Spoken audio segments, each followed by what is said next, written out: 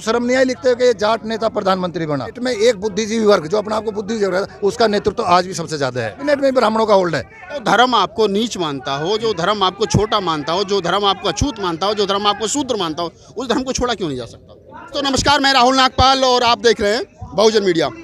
हमारे साथ आज दो एक सीनियर बुजुर्ग हैं काफ़ी, और हमारे दादाजी की उम्र के हैं, और दूसरे हमारे बड़े भाई जैसे हैं। दोनों बड़े उच्च क्वालिटी के मैं कह सकता हूं कि वक्ता हैं। और जैसा मुझे उनके बारे में पता चला है, एक सवाल मेरे मन मस्तिष्क में है। मैंने अक्सर लोगों से पूछता हूं कि जाति है कि कभी जाति नहीं इस देश में, जबकि डॉक्टर अम्बेडकर की किताब है एनिहिलेशन ऑफ कास्ट, जाति का बीज ना। जिन लोगों ने पढ़ी उन्हें बेहतर पता होगा। डॉक्टर अम्बेडकर की कोटेशन ने कहा कि अगर इस देश को आगे बढ़ाना है तो हमें जातियों को खत्म करना पड़ेगा, जाति विहीन समाज बनाना पड़ेगा। आज इसी मुद्दे पर बात करेंगे। राकेश टिकैत का पिंडदान कैसे देखते हो भाई? पिंडदान और विंडदान तो हम जानते नहीं, हमने तो एक बात का पता, कोई किसी जाति ने कह दे, कोई किसी ने। हमारा एक सवाल है, उसका जवाब दे दो भाई। न्यू बता दो कौन से रास्ते से मुसलमान पैदा हुआ और कौन से रास्ते से हिंदू पैदा हुआ। पैदा होने का रास्ता एक है, भगवान की कृपा एक है।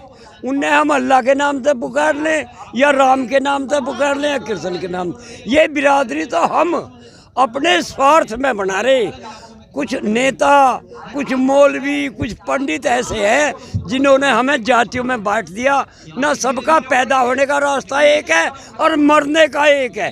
सबकी हवा निकट जा, कोई से में रहे कुछ, बस हम यो बदल दे। मुसलमान कह रहा मैं दाबूंगा, हम कह रहे हम जलाओगे। समाधान क्या है इस भी समस्या का? इंसान तो इंसान है। समाधान आप बताइए, समाधान क्या है? आपने बताया ना, जो जाति की जो है वर्ण व्यवस्था जो बनाई थी, क्रम के आधार पर बनाई गई थी। व्यवस्था ठीक थी, लेकिन अब जन्म के आधार पर इसे कुरीति आकर के जन्म के आधार पर होगी। अगर कोई ब्राह्मण या कोई अन्य अपर कास्ट का कोई नीच काम कर रहा है तो उसको उसी काम के लिए सोचनी चाहिए। जो भी व्यवस्था नीचे की थी, ये तो इस वजह से ये जन्म को बना दिया, कर्म के आधार को भूल गए। अगर कर्म के आधार पर हो, योग्यता के, कर्म से मतलब था जिसमें जो योग्यता हो। हमारे 4 भाई होते हैं, मैं एक खेती करता हूँ, मेरी बहन एक अफसर है, एक प्रोफेसर है, मैं खेती कर रहा हूँ या थोड़ा बिजनेस कर रहा हूँ, तो डिफरेंस तो हमारे में भी है ना। तो ऐसे ही उन व्यवस्थाओं का इस देश के अंदर चौधरी चरण सिंह जाट परिवार में पैदा होकर के जब देश के प्रधानमंत्री बनते तो अखबार की सुर्खियां बनती है, जाट नेता चौधरी चरण सिंह प्रधानमंत्री बने। हाँ, इस देश के अंदर संविधान शिल्पकार डॉक्टर अम्बेडकर जब विश्व के चौथे सबसे बुद्धिमान है, विश्व के, मैं भारत के नहीं विश्व के, उनको आज भी दलित नेता के नाम से जाना जाता है। उत्तर प्रदेश के सबसे बड़े सूबे की, भारत के सबसे बड़े सूबे उत्तर प्रदेश की मुख्यमंत्री मायावती को आज भी दलित नेता के नाम से जाना जाता है। लेकिन अगर SC ST OBC के बाद में कोई दूसरा आदमी, जिसको हम सवर्ण समाज कहते हैं, वो कुछ बनता है तो वो देश का बनता है, वो राष्ट्रवादी हो जाता है। वो कैसे? वो यही तो चाल है। राष्ट्रवाद में, उनके राष्ट्रवाद में क्या है? देखिए, आपने अभी एक क्वेश्चन पहले ही पूछा, यही इसमें बहुत गहरी बात करी आपने।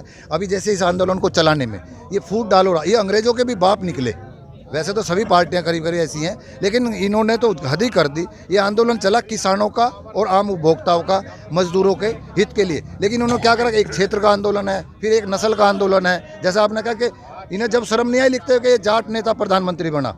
आज अगर कोई नेतृत्व कर रहा है इस सभी देश के नागरिकों के, किसानों के हक के लिए, तो वो एक जाति विशेष में बांटा जा रहा है। अगर कोई अन्य, जैसा भी सत्ता चला रहे हैं, कैबिनेट में आप देख लीजिए, केंद्रीय कैबिनेट में, मैं कहूँगा तो बुरा लग जाएगा, लेकिन अगर योग्यता का अनुपात किया जाएगा, आज भी कैबिनेट में एक बुद्धिजीवी वर्ग जो अपने आप को बुद्धिजीवी वर्ग है, उसका नेतृत्व आज भी सबसे ज्यादा है। जुडिशरी में कब्जा, सुप्रीम कोर्ट में सारे जज में 28 जज में से 27 ब्राह्मण, एक शेड्यूल। बिल्कुल, आपने बिल्कुल स्पष्ट बोल दिया। मैं इसी बोला, कैबिनेट में ब्राह्मणों का होल्ड है। संज्ञान हुआ है, मुझे किसी सज्जन ने बताया था, कुर्मी थे जेल सुप्रिंटेंडेंट, अब से 25-30 साल पहले, कि जब देश आज़ाद हुआ तो यहाँ पर जो ICS थे, उस समय IAS बनाए गए। नेहरू जी ने 400 या कुछ समथिंग IAS चाहिए थे, उसमें से 13 अदर कास्ट के थे, बाकी ब्राह्मण बनाए थे।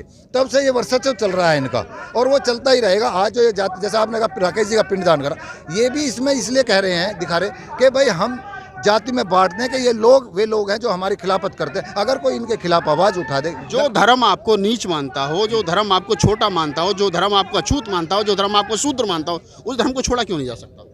हम तो देखिए, मैं अपनी बात करूं, हम एक उदारवादी, न्यायप्रिय, निष्पक्ष नस्ल के लोग हैं।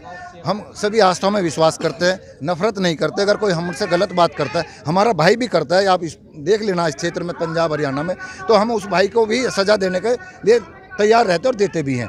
वो अलग बात है।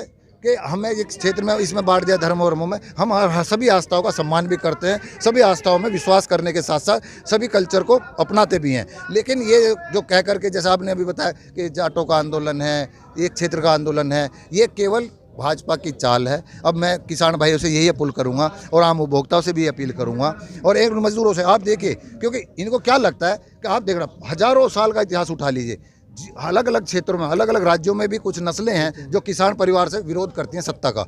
इस क्षेत्र दिल्ली के चारों तरफ का जो एक क्षेत्र है, ये इनको इसकी कमर तोड़नी है। और अभी एक आपको ध्यान हो, 2-3 महीने पहले मुझे एक सज्जन मिले थे, अभी 4-5 दिन पहले।